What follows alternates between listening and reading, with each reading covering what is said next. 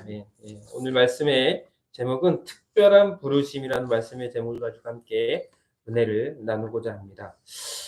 지난 목요일에 제자 선교회 전도 사역이 있었습니다. 한 달에 한 번 우리 목회자들이 모여서 속해 있는 우리 목사님들의 교회를 한 달에 한 번씩 찾아가서 함께 연합하여서 주변에서 전도하는 그런 활동을 사역을 하고 있습니다. 저희 교회는 한 6월 달인가 7월 달 정도에 순서가 돌아올 것 같아요. 그래서 목사님들 많게는 한 12분, 저번 주에는 한 9분의 목사님들이 모여서 이렇게 전도를 했는데요. 이번 전도는 화곡역 근처에 있는 주사랑 교회 이순희 이런 여자 목사님의 교회에서 이렇게 사역하는 교회에서 전도를 했습니다. 이 주사랑 교회는 전에 저희 교회처럼 완전 지하예요. 네, 그래서 우리 교회에 딱 이만한 사이즈네요. 우리 교회 이만한 사이즈에서 이렇게 목회 활동을 하시는데요. 성도님도 몇 분 되지를 않습니다. 그런데 이렇게 말씀 전하면서 자신의 삶을 이야기하시는데 젊었을 때 부흥 강사님들을 많이 따라다니고 또 피종진 목사님 그 유명하시잖아요. 같이 함께 부흥 강사 밑에서 부교역자 사역을 그렇게 했다라고 합니다. 그리고 부교역자 사역을 하면서 자녀들을 키우고 자녀들이 독립했을 때에 하나님께서 개척을 하라라는 응답을 받고 개척하여서 한 7년 정도 지금 화곡역 근처에서 지하에서 이렇게 사역을 하고 있습니다. 연로한 나이지만요, 여성으로서도 지하에서 이렇게 힘들지만 그 목회자의 사명을 감당하는 것은 결코 쉽지 않습니다. 그럼에도 불구하고 그 사명을 감당하려는 그 목사님을 보면서 저는 참 많은 은혜를 받았습니다. 여러분, 힘들고 어려운 목회자로서의 사명을 감당하는 이유가 무엇일까요? 왜 그 사명을 감당할까요? 그것은 하나님의 부르심이 있기 때문입니다. 그렇게 하나님의 부르심, 그 부르심에 순종하는 삶을 살 수밖에 없다는 거죠. 그 부르심이 목회자의 역할이 될 수도 있고 성도로서의 그 부르심의 역할이 될 수가 있다는 것입니다. 그 부르심의 삶은요, 어쩌면 평탄한 삶이 아닐지라도 그 하나님의 부르심, 그 부르심에 순종하며 사는 것이 바로 하나님이 원하시는 삶이라는 거예요. 이 세상의 모든 사람들은요 다 부르심을 입은 사람들입니다. 특별히 오늘 예배하는 우리 하이사랑교회 성도님들은 뭡니까? 다 하나님의 그 부르심을 입은 사람이라는 거예요. 믿습니까? 그 부르심이 있었기에 우리가 예수 그리스도를 통해서 구원받고 또 오늘 이렇게 주일에 정말 하나님께 예배하기 위해서 이 자리에 나온 줄 믿습니다. 그런데 여러분, 부르심을 받았다고 해서요, 부르심에 합당한 삶을 살아갈까요? 아니요. 부르심을 받았다 할지라도요, 부르심에 순종하지 않고 살아가는 사람들도 참 많다는 거예요.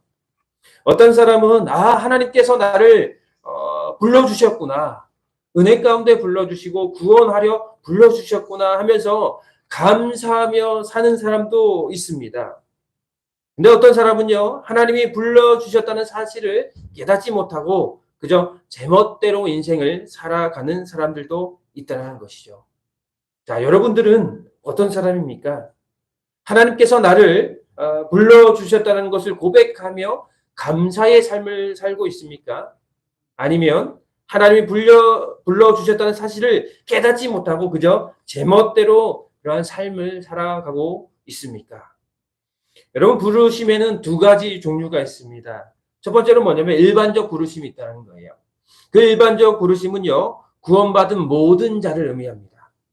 하나님께서 우리를 구원하시기 위해서 우리 모두를 불러주셨어요. 그리고 그 부르심에 응한 사람은 뭐예요? 구원을 받는 거죠. 그게 일반적인 부름을 받은 자들이라는 거예요. 이사야 1장 18절에 보면 이렇게 말합니다. 한번 읽어보실까요? 시작. 여호와께서 말씀하시되 오라 우리가 서로 변론하자. 너희의 죄가 주홍 같을지라도 눈과 같이 희어질 것이요 진홍같이 붉을지라도 양털같이 희게 되리라. 어떤 사람에게 이러한 은혜가 있습니까? 주홍 같은 그런 죄가 하얘지는, 그러니까 죄가 사함 받는 그 은혜를 누가 누릴 수 있는 거예요? 어떤 사람이요? 노란색 글씨 읽어보세요. 오라. 오라고 한 그 말씀에 순종한 사람. 예? 여러분 예수 믿으세요 했을 때 예 믿습니다. 하이사랑교회 나오세요. 하나님 말씀 나누고 신앙생활 합시다 라고 했을 때 우리 교회에 오십시오. 예수님을 믿으십시오 라고 오라라고 말을 해서 순종해서 나온 사람은 뭡니까? 후반전의 말씀처럼 너희의 죄가 주홍 같을지라도 그 죄가 하얗게 되고 붉을지라도 양털같이 죄가 깨끗해지는 은혜를 누린다는 거예요. 그래서 그 부르심에 응한 사람이 어떻게 됩니까? 죄사함을 받는다는 거죠. 자, 마태복음 11장 28절 이렇게 말합니다. 읽어보세요. 시작. 수고하고 무거운 짐진 자들아 다 내게로 오라. 내가 너희를 쉬게 하리라. 어떤 사람이요? 그 부르심에 온 사람들, 그 부르심에 응답한 사람들에게 뭡니까? 그 응한 사람들의 죄의 문제를 모든 것들을 해결해 주신다는 거예요. 그 예수님께서. 그리고 쉼을 주신다는 거예요. 죄에서의 자유와 회복과 구원을 허락해 주신다는 겁니다. 그렇기 때문에 이 부르심에 응한 사람들이 바로 일반적 부르심에 응한 사람이라는 거죠. 그래서 이 부르심에 응답한 사람들을 뭐라고 부르는지 아십니까? 성도라고 그렇게 부른다는 거예요. 거룩할 성, 무리도. 그러면 오늘 예배하는 우리 하이사랑교회 모든 성도들은, 아니 성도님들은 거룩한 성도예요? 아니에요? 아니에요? 왜 대답 못하세요? 거룩한 성도예요? 아니에요? 그렇죠. 하나님의 부르심에 응한 사람들 아닙니까? 그렇기 때문에 저와 여러분들은 뭡니까? 일반적 부르심을 통해서 성도로서 구별시켜 주셨다는 거예요. 그런데 두 번째로는 특별한 부르심이 있다는 거예요. 이 특별한 부르심은 어떤 부르심이냐면 이사야 6장 8절에 보니까 이렇게 말합니다. 시작 읽어보세요. 시작.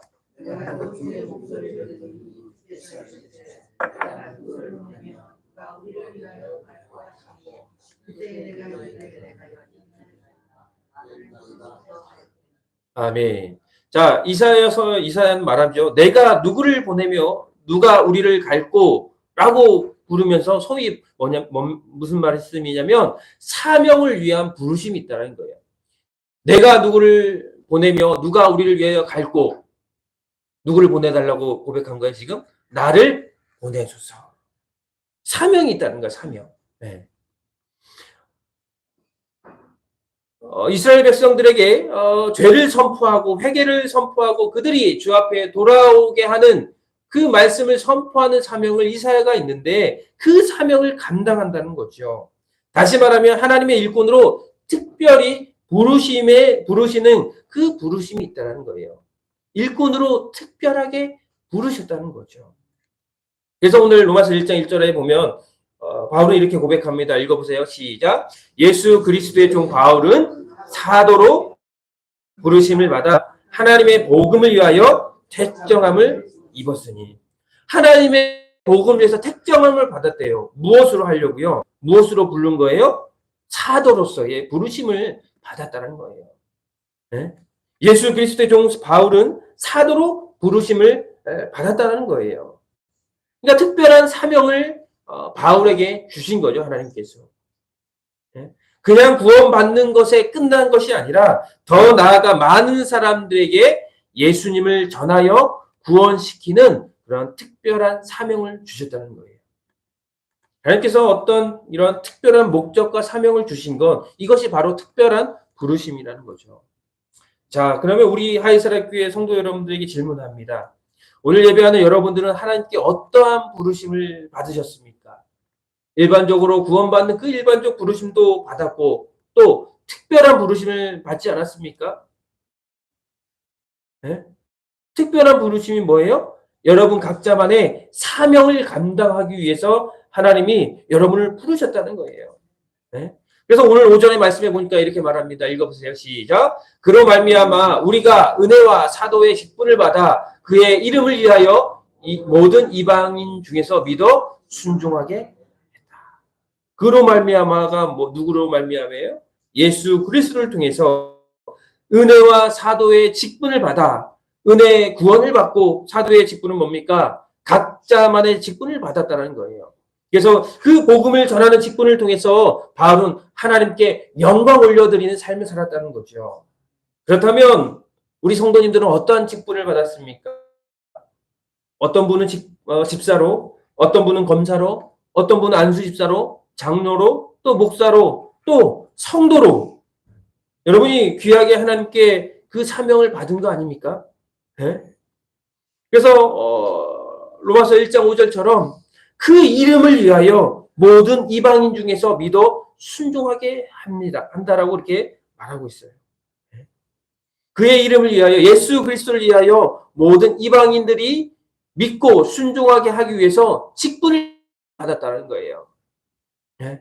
더 쉽게 말하면 뭐예요? 그 직분을 받은 게 뭡니까? 이방인들에게 믿어 순종하게 하나니, 이 말씀은 뭡니까? 복음을 전하는 그 사명을 받았다는 거죠.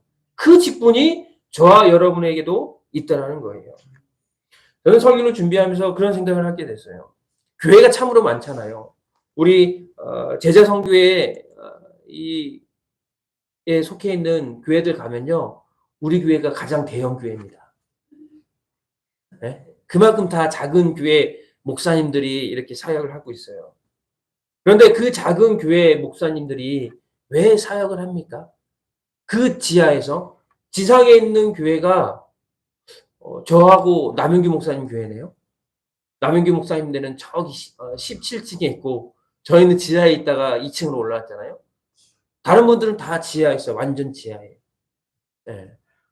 제가 어제는 또 여기 바로 뒤에 여기 이 천변 건너서 그 중국 동포 사랑교회를 갔어요. 우리 교회 싱크대 해주신 분 계시잖아요. 저번 주에 또 화요일날 전화가 왔어요. 목사님 잘 지내시죠? 아, 예, 성도님 무슨 일입니까? 했더니 목사님 우리가 한번 힘을 합쳐야 할 때가 또 왔습니다. 제가 그분에게 고백했다고 했잖아요. 집사님, 아니 성도님 언제든지 도움이 필요하면 불러달라고. 그랬더니 저한테 여기 뒤에 바로 우리 한 500m 뒤에 있거든요. 여기 그 중국 분들 사는 곳. 거기에 중국 동포 사랑교회라고 있어요. 어제 제가 그래서 7시에 찾아뵀는데 거기에 가면 거기도 지하예요. 완전 지하.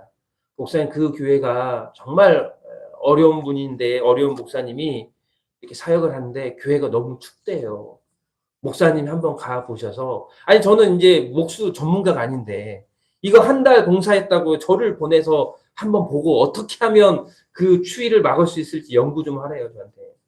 그래서 어제 찾아갔지요. 그 목사님을 만나 뵀어요. 보니까 그 목사님께서 40살까지 미국에 살다가 거기서 신학 공부를 하시고 또 40살에 한국에 오셔서 이 영등포 이 중국 분들 계시는 그곳에 가서 개척을 해서 사역을 하고 있다는 거예요.